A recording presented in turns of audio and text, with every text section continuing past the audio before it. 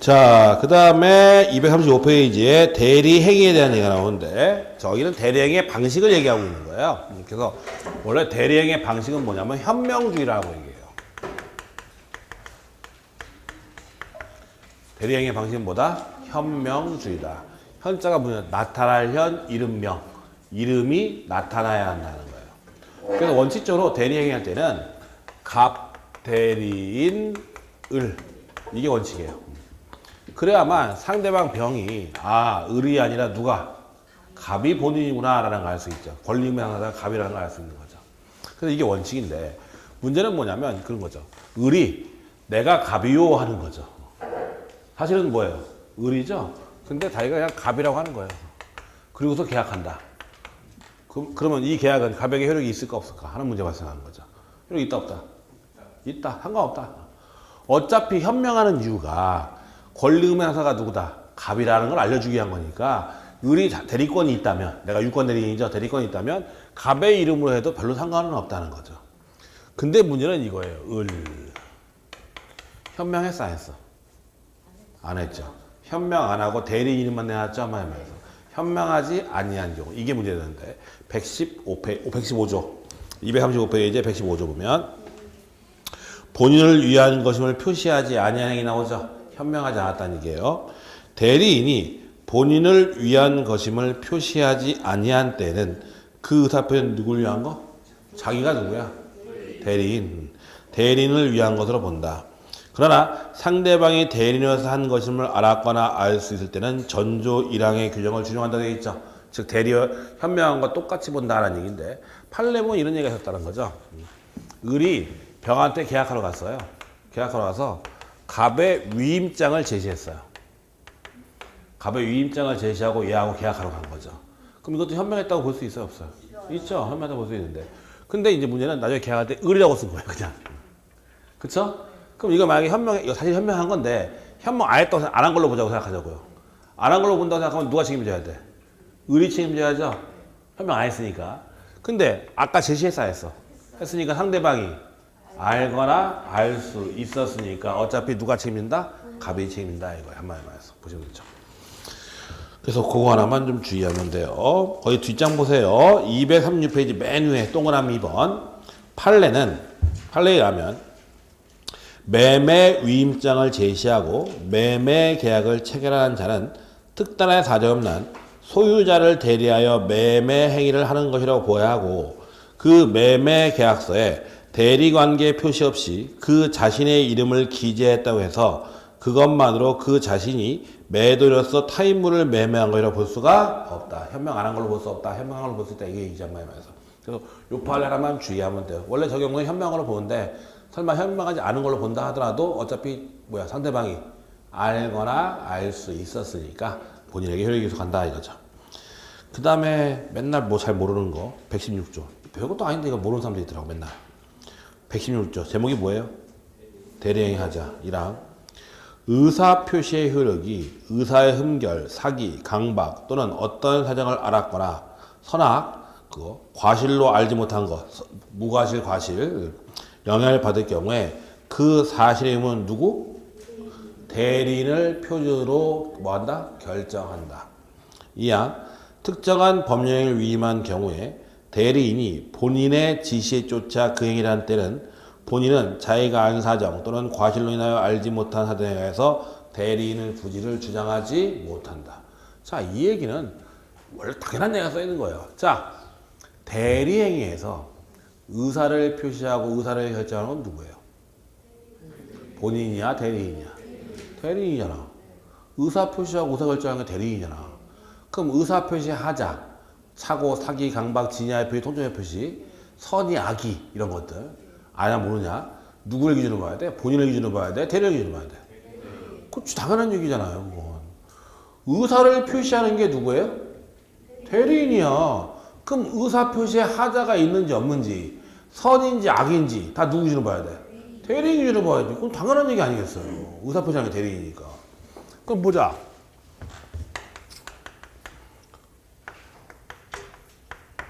갑소유의 땅을 을 보고 팔으라고 부탁했어요. 대리인이야. 상대방이죠. 근데 상대방 병이 본인 갑을 강박했어요. 그래서 을과 병이 계약했어. 그쵸? 그러면 갑은 이 계약을 강박을 이유로 취소할 수 있어요, 없어요? 어? 없지, 당연히. 얘 의사에 문제 있어, 없어? 어떤 문제가 있어? 을이 강박당했어? 아니잖아. 전 자유로운 의사에서 계약한 거 아니야. 그렇잖아요. 만약에 근데 얘가 얘를 강박했다. 그쵸? 그럼 의사표시 하자가 있는 거 없는 거야? 있는 거니까 당연히 이 계약은 어떻게 할 수 있다? 취소할 수. 그거 당연한 얘기지. 왜냐면 의사를 표시하고 의사를 결정하는 게 누구야? 대리인이거든. 그러니까 의사표시 하자가 있는지 없는지는 대리인 기준으로 봐야 된다고. 본인이 아니라. 본인은 의사표시 안 해. 안 하거든. 한마디로 해서. 알겠죠? 뭔 얘기인지. 간단한 얘기예요. 상대방이 본인을 강박했다. 근데 대리인이 계약했다. 그러면 그 계약은 뭐예요? 문제 있어, 없어? 없어. 본인이 강박했다고 뭔 상관이야? 의사표시 아무런 문제가 없는데. 한마디로 해서. 근데 대리인을 강박했으면 그건 당연히 의사표시 하자 맞지. 알겠죠? 뭔 얘기인지. 그 다음에 116조 2항.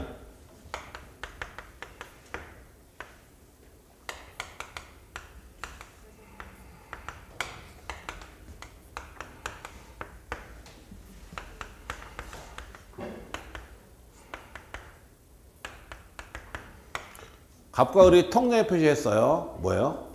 무효. 근데 을이 병한테 넘겼는데 병은 선이야. 근데 얘는 정의 대리인이야. 정이 본인이고 대리인이야. 그럼 얘는 소유자예요, 아니에요? 어? 의사표시하자 선악한 누구 기준으로 했어? 대리인이잖아. 대리인이 선이라며. 그럼 얘는 소유자야, 아니야? 소유자지 당연히. 대리인 기준이잖아 다. 근데 문제는 얘가 악이야. 대리는 선이인데 본인은 악이에요. 그러면 정은 소유자일까 아닐까? 소유자가 아니다. 116조 2항. 뭐라고 했어요? 특정한 법률에 위임한 경우에 대리인이 본인의 지시일자 갱인한 때는 본인은 자기가 안 사정 또는 과실로 인하여 알지 못한 사정에 대해서 대리인의 부지를 주장하지 못한다. 본인이 안 사정에 대해서 대리는 몰랐어요. 주장할 수 없다. 본인이 악이면 대리인도 악이다. 그 얘기잖아 지금. 당연한 얘기지 이거야. 보세요 그러면. 생각을 해보자고요. 얘가 악이죠 지금. 봐봐요. 왜 이렇게 하나. 얘가 악이잖아. 그럼 얘가 직접 사면 돼 안 돼? 안 되지. 그렇잖아. 그러면 아무것도 모르는 얘를 세울 거 아니야. 그래서 계약했을 때 얘가 소유권을 취득한다 그러면 문제가 있는 거지 그거는. 그럼 회피할 수가 있잖아, 그러면. 그러니까 우리 법은 본인이 악이면 대리인도 뭐다? 악이라라고 써 있는 거예요, 그래서. 그럼 이거 볼까요? 정은 악이야. 얘는 선이야. 대리는 악이고 얘는 선이에요. 소유자예요, 아니에요? 아니야. 누구 기준? 대리인 기준. 그 법에 본인이 선이면 대리인 선이란 말이 있어, 없어? 없지. 악이면 악이란 말이지, 선이면 선이란 말 없거든. 그러니까 별거 없어요. 의사표시하자건 선이건 악이건 뭔가 다 누구 기준? 대리인 기준을 하고 그 다음에 본인 선악이 판단할 때 대리인이 선이라 하더라도 본인이 악이면 대리인도 뭐다? 악이다. 판례 하나 더. 판례 하나. 시험에 나오는 판례 바로 이거예요. 잘 나와 이거.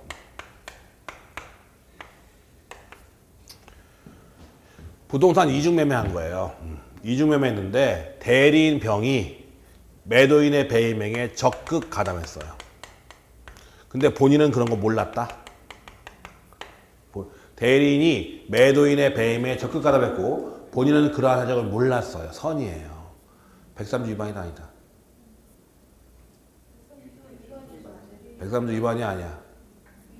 위반 맞지. 누구 기준이야? 대리인 기준이니까 그거 본인이 몰랐다고 상관없잖아 어차피.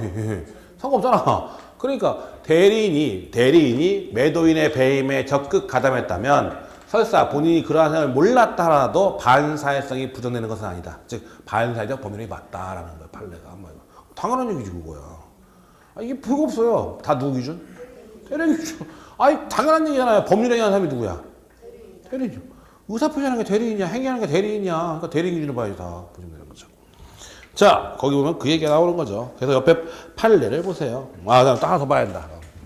자, 우리가 104조. 당사자의 궁박, 경솔, 무경험이죠?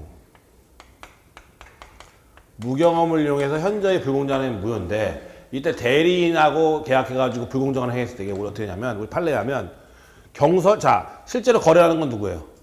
대리인이니까 경설 무경험은 대리인 기준, 궁박은 본인을 기준한다. 그게 판례예요. 거기 보면 237페이지 맨 위에 동그라미 1번 판례.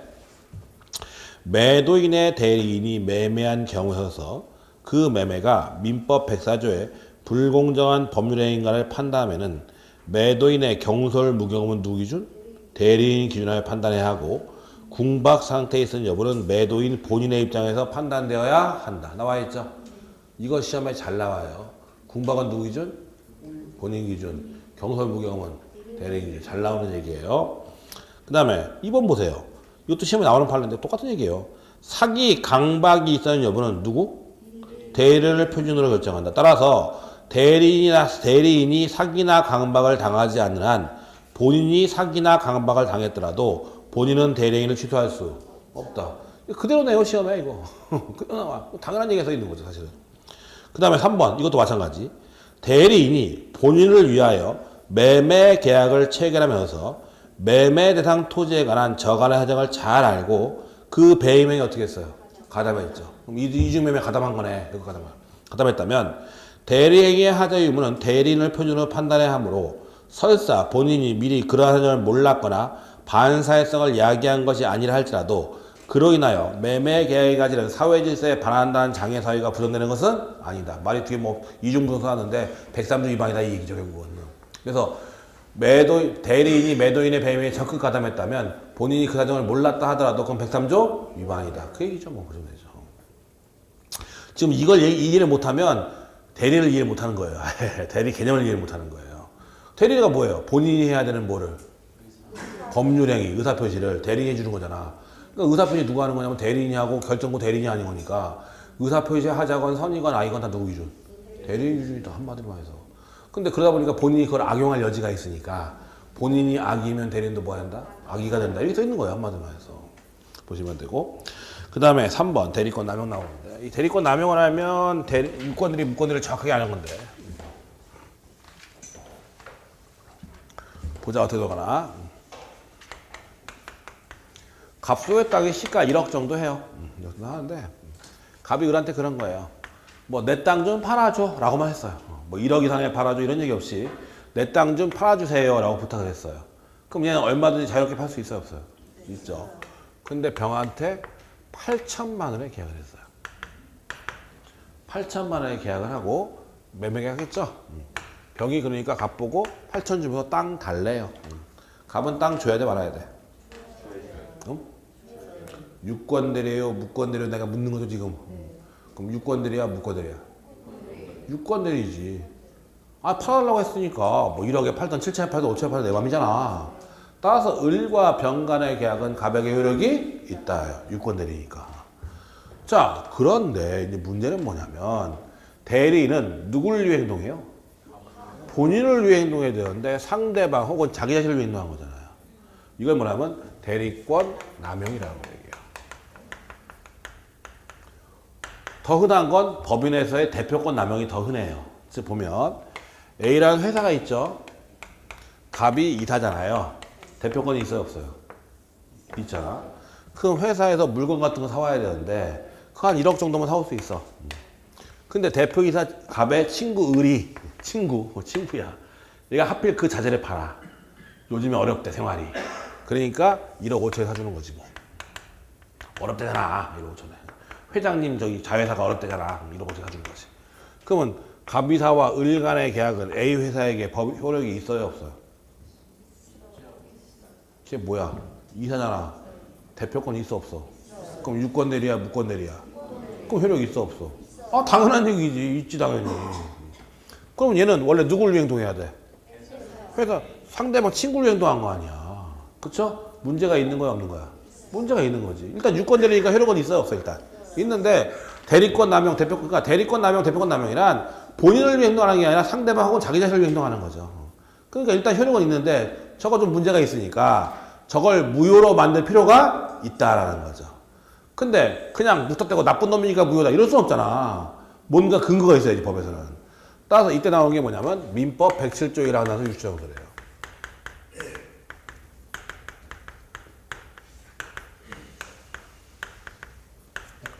다른 말로 심리유보서라고 얘기하면 돼. 민법 107조 1항이 뭐냐면 지인이 아닌 의사표시예요. 지인이 아닌 의사표시는 효력이 있어요, 없어요? 있죠. 그게 1항이잖아. 근데 단서가 뭐야? 그러나 상대방이 지인이 아님을 알거나 알 수 있으면 뭐다? 무효다. 즉 상대방이 그러한 사정을 알거나 알 수 있으면 무효다. 그게 단서예요. 그 규정을 끌어서 쓰자는 얘기예요. 그러니까 을과 병 간의 계약은 가백의 효력이 있다 없다? 있는데 상대방 병이 이러한 사정을 알거나 알 수, 즉 대리권 남용했으면 알거나 알 수 있었으면 뭐다? 무효다. 이게 107조라는 단서 유추정서 혹은 심리유보서라는 거 이게 바로. 그래서 보면 대리권 남용 거기 밑에서 네 번째 줄. 그러나 대리권 남용의 경우에 상대방의 그 사실을 안 경우까지 보호할 필요는 없다. 이에 대해 판례와 통설은 민법 107조 1항 단서를 유추정설에 의하여 상대방이 대리권 남용했음을 알거나 알 수 있을 때는 뭘로 한다? 무효로 한다. 그 얘기예요. 그 얘기. 알겠죠? 뭔 얘기인지 보시면 되고. 네, 4번. 대리인의 능력. 아까 얘기했죠? 대리인은 행위 능력자임을 요하지 않는다. 나와 있죠? 대리인은 행위 능력자임을 요하지 않는다. 따라서 제한 능력자, 미성년자, 피성년 후견인, 피한정 후견인도 대리인이 될 수 있다 없다? 있다라는 거예요. 자, 근데 이제 뭐 가끔 그런 거 질문 나오는데 아까 성년 후견 심판 계시는 대리권 뭐였어요? 소멸원이었죠? 그렇잖아요. 그러니까 내가 피성년 후견인을 대리인 선임했어. 문제 있어 없어? 내가 피성년 후견인을 대리인 선임했어. 돼 안 돼? 내가 피성년 후견인을 대리인 선임했어요. 돼요 안 돼요? 되지. 대리인은 행위능력점을 요하지 않으니까. 근데 내가 피한정 후견인을 대리인 선임했죠? 그럴 수도 있죠. 돼 안 돼? 되지. 왜 안 돼? 대리인은 행위능력점을 요하지 않는데 피한정 후견인건 미성년자이건 피성년 상관없잖아. 그래서 내가 피한정 후견인 선임했어. 대리인. 그럼 그 대리인 왔잖아. 근데 걔가 나중에 피성년 후견인 결정을 받아. 그럼 대리권 어떻게 되는 거야? 소멸하는 거예요. 그때 소멸하는 거야. 미성년자 선임했는데 피성년 후견을 받고 아니면 행위능력자 선임했는데 피성년 후견 결정 받으면 그때 소멸이야. 애초부터 피성년 후견인 선임했으면 아무 문제가 없어. 그건 아무 문제가 없어. 또 받을 수는 없으니까. 그렇잖아요. 한마디로 말해서. 알겠죠? 한 성년 후견 심판 계시는 대리권 소멸 원인이잖아. 그것은 행위 능력자나 피한정 후견인이 성년 후견 심판 계시 받으면 소멸하는 거지. 처음부터 피성년 후견인 갖다가 대리인 선임했으면 또 피성년 후견 결정받을 일은 없겠지. 그거는. 알겠죠? 뭔 얘기인지. 피성년 후견도 대리인 될 수가 있어요. 당연히. 대리인 행위능력점을 요하지 않으니까. 굳이 지가 선임하겠다는 말릴 필요 없다는 거죠. 말해서. 자, 그 다음에 시험에 뭘 내냐면 대리인은 의사능력점을 요하지 않는다. 이렇게 네요. 대리인은 의사능력점을 요하지 않는다. OX. X지. 독자적 의사결정 권한이 있어야 되니까 의사능력은 있어야 돼, 없어야 돼? 있어야지. 당연한 얘기지. 그러니까 이제 시험에 대리인은 의사능력점을 요하지 않는다 딱 되잖아요. 그럼 뭐를 요하지 않는다고 했는데 이게 행위능력인지 의사능력인지 헷갈린다고 이제 또. 대리인은 뭐예요? 행위능력점을 요하지 않는 거지. 의사능력은 당연히 있어야지. 웃을 일이 아니야. 나오면 틀려 그거. 아무 생각 없이 본다니까. 그게 왠지 행위능력으로 보여. 그게 의사능력 써 있는데 그게 보시면 되죠. 글자가 잘 안 보여. 요즘엔 노안이 있어가지고 보시면 되죠. 보시면 되고 그 다음에 뒤로 넘어가서 복대리 나온다.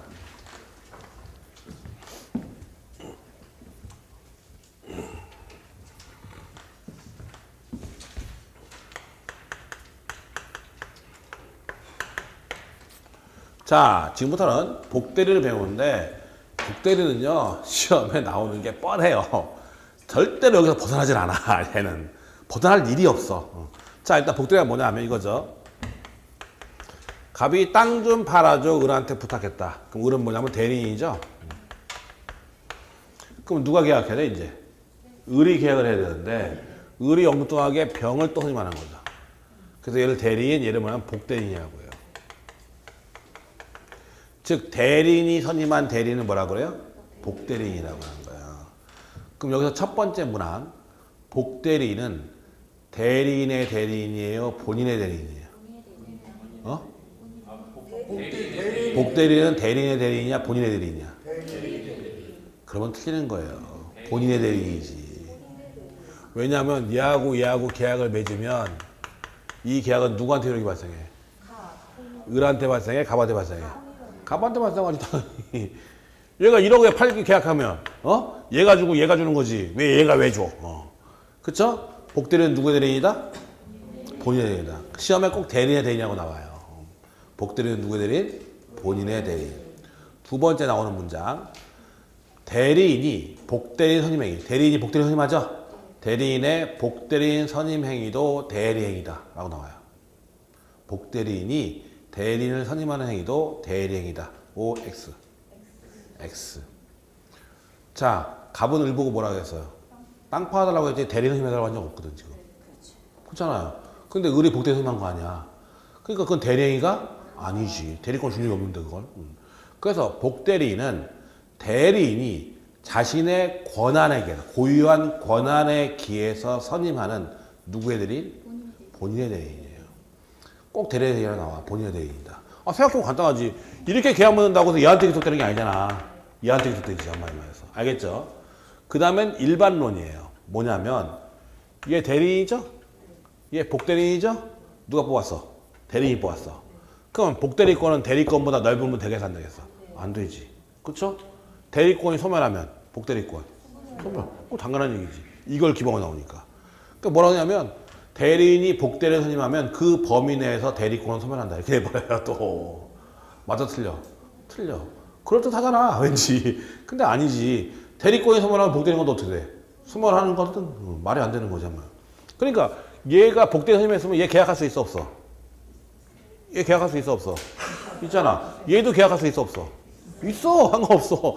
대리권 소멸하는 것은 아니니까 한마디로 그렇다고 해서. 알겠죠? 뭔 얘기인지?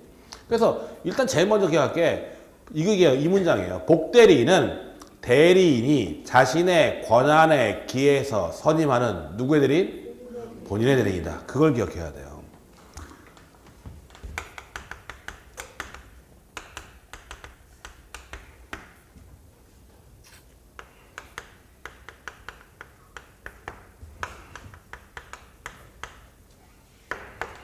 그럼 이걸 기억해야 돼요. 그러면 어떤 경우에 복대리를 선임하고 복대리는 어떤 책임을 복대리 선임한 거에 대해서 어떤 책임을 지느냐 하는 문제인데, 자 임의 대리의 경우에는 자 우리가 임의 대리는 대리권을 주는 거죠. 수권행위를 하는데 여러분 생각해 보세요. 내가 대리권을 줄 때 아무나 줘, 믿을 만한 놈 줘. 아무나 안 주겠지 당연히.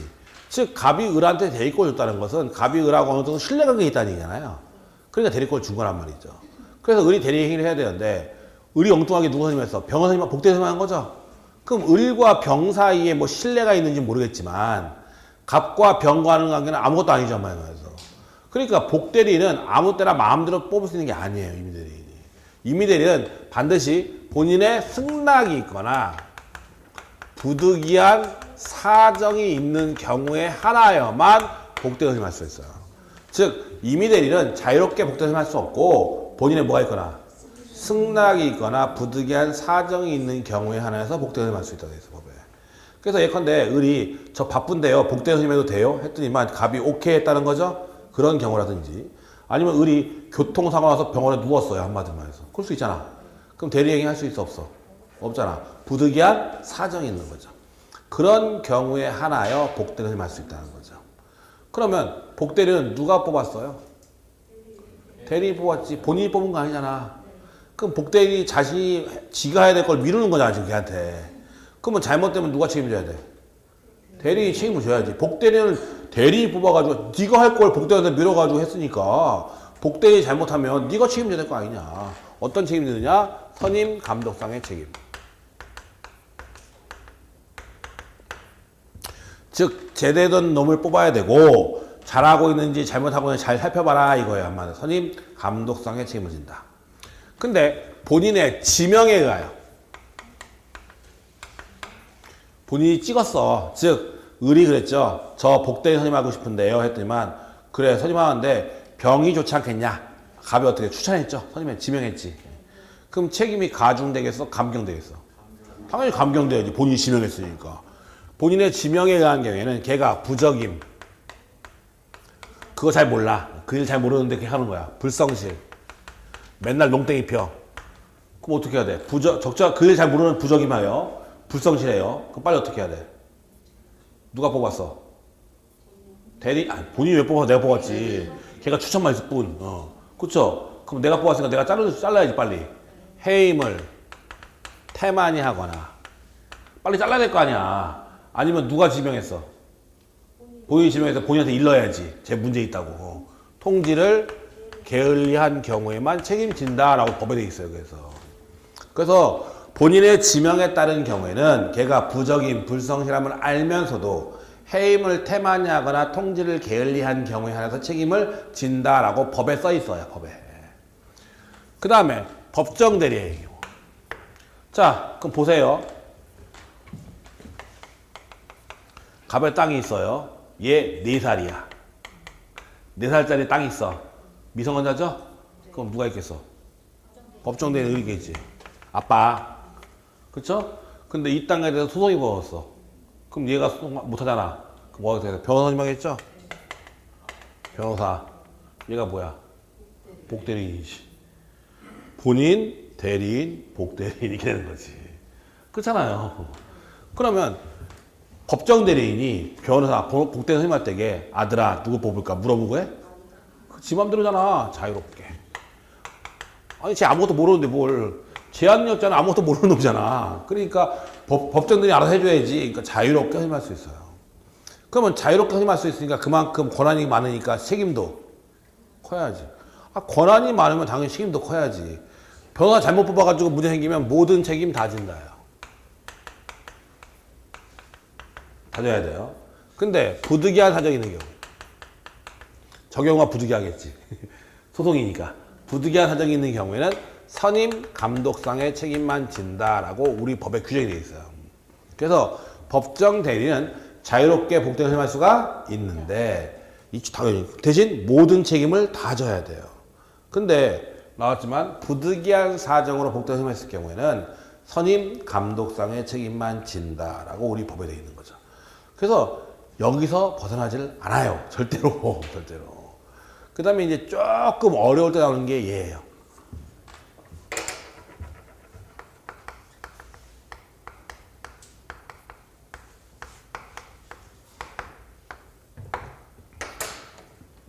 항상 의사표시는 명시할 수도 있고 무시할 수 있잖아요. 그렇잖아요? 그래서 원래 복대 선임할 때는 복대 선임은 본인의 뭐가 있어야 돼요? 승낙이 있어야 하는데 승낙도 마찬가지로 명시적일 수도 있고 묵시일 수 있어요. 근데 우리 판례는요. 이 묵시적 승낙의 범위를 굉장히 넓게 파악해요. 넓게 파악해서 본인의 특별한 능력이 중요하지 않는 경우에는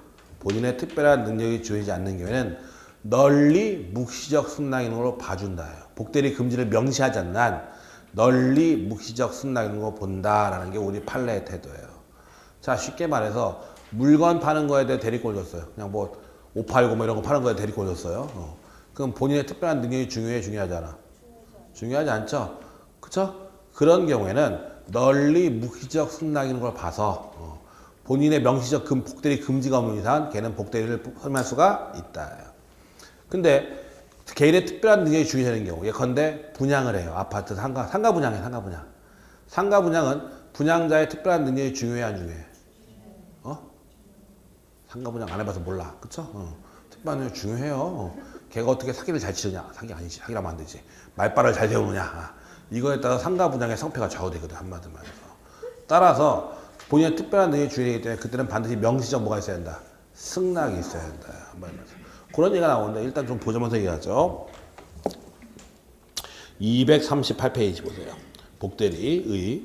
복대리인한 대리인이 자신의 이름으로 선임하여 그 권한 내 행위를 행하게 하는 누구의 대리인? 본인의 대리인. 복대리인 선임 행위는 대리인 자신의 권한에 의함으로 대리행위가 아니다. 또 가끔 나오는 얘기 있어요.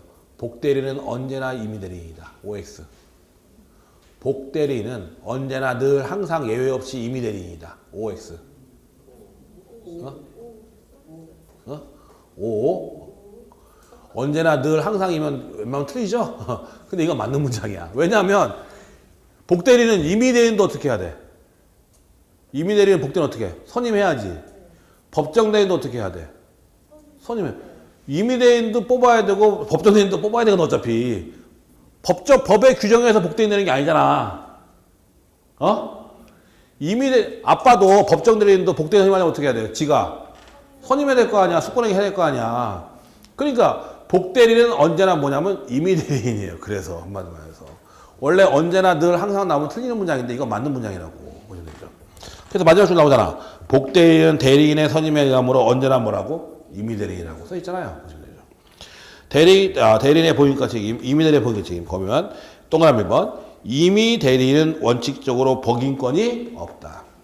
그러나 본인의 뭐라고 했다고요? 승낙이 있거나 부득이한 사유가 있는 때는 복인권을 갖는다. 승낙은 명시적, 묵시적 불문하지만 판례는 그 다음 얘기가 중요한 거예요. 대리의 목적인 법률의 성질상 대리인 자신에 의한 처리가 필요하지 아니한 경우에는 본인이 복대리 금지의 의사를 명시하지 아니하는 한 복대리인 선임에 관하여 묵시적 승낙이 있는 걸 보는 것이 타당하다. 나와 있죠. 그 얘기가 시험에 어려울 때 나오는 얘기예요. 그래서 복대리인 선임하기 위해서는 반드시 뭐가 있어야 돼? 원래 뭐가 있어야 돼? 본인의 승낙이 있거나 부득이한 사정이 있어야 되는데 우리 판례는 승낙은 명시적일 수도 있고 묵시적일 수도 있는데 묵시적 승낙의 범위를 넓게 파악해서 본인의 특별한 능력이 중요하지 않는 경우에는 본인이 복대리 금지를 명시하지 않는 한 널리 묵시적 승낙으로 봐준다라는 거예요. 한마디로 말해서. 그러니까 아까처럼 일반적으로 물건 파는 거 이런 것들은 본인의 특별한 능력이 중요하지 않으니까 그쵸? 그럼 뭘로 봐야 돼? 묵시적 승낙으로 봐서 걔가 그냥 복대리 선임해도 상관은 없다라는 거죠. 명시적 승낙 없다 하더라도 묵시적 승낙을 봐서 상관 없다는 거죠. 근데 오피스텔 분양이나 상가 분양 같은 거는 개인의 특별한 능력이 중요해요? 중요하잖아요. 중요하니까 그건 반드시 본인의 뭐가 있어야 된다? 명시적 승낙이 있어야 된다는 얘기예요. 한마디로 해서 보시면 되고 동그라미 2번 임의대리인이 복대리인을 선임한 때에는 선임 감독에 관하여 본인에 대해서 책임이 있다. 선임 감독상의 책임을 진다고 했죠? 그리고 그러나 본인의 지명에 의하여 복대리인을 선임한 경우에는 대리인이 부적임 또는 불성실함을 알고 본인에 대한 통지나 해임을 게을리한 때만 책임이 있다. 나와 있죠. 그래서 걔가 부적임, 불성실함을 안 때에는 본인에 대한 통지나 해임을 게을리한 때만 책임을 진다. 써 있죠. 보시면 되고. 옆에 법정 대리인의 복인권 책임. 법정 대리인은 본인의 신임을 받아 대리인 자가 아니므로 언제나 복인권이 있다. 자유롭게 말할 수 있어요. 법정 대리인은 언제든지 복인권을 갖는 반면에 복대리인 행위에 관하여 자신에게 선임 감독상 과실 유무와 관계없이 모든 책임을 다 진다. 그러나 부득이한 사유로 복대리인 선임한 경우에는 선임 감독상의 과실에 대해서만 책임을 진다. 나와 있죠. 이 얘기야, 이 얘기. 자유롭게 설명할 수 있는데 모든 책임 다 지고 부득이한 사정이 있으면 선임 감독상의 책임진다. 그게 써 있는 거예요, 그게. 그 다음에 복대리의 지위하고 나오는데 그건 별로 볼 필요가 없는 얘기고 뒷장 보세요. 판례 나오죠. 아까 얘기한 판례. 대리의 목적인 법률행위의 성질상 대리인 자신에 의한 처리가 필요하지 아니한 경우에는 본인이 복대리 금지의 의사를 명시하지 아니한 한 복대리인 선임에 관하여 묵시적 승낙인 것으로 보는 것이 타당하다. 여기까지 시험에 나와요. 문장이에요. 그 문장을 그대로 시험에 내요. 대개의 경우에는.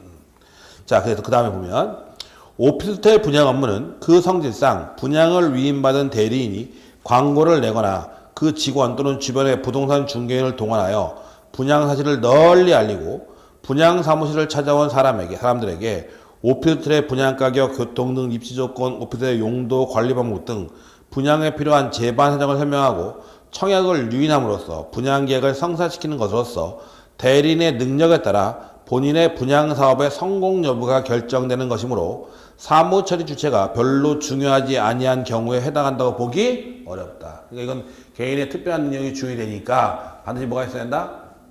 명시적 승낙이 있어야 한다는 얘기를 하고 있는 거예요. 한마디로 말해서. 알겠죠? 뭔 얘기인지? 보시면 무기적 승낙이 없다. 자, 그래서 복대리는 딱 이것만 잘 기억하자. 복대리는 누구의 대리인이다? 본인의 행위다. 복대인 선임의 행위는 대리행위 아니야. 복대인 선임의 행위가 대리행위 아니야.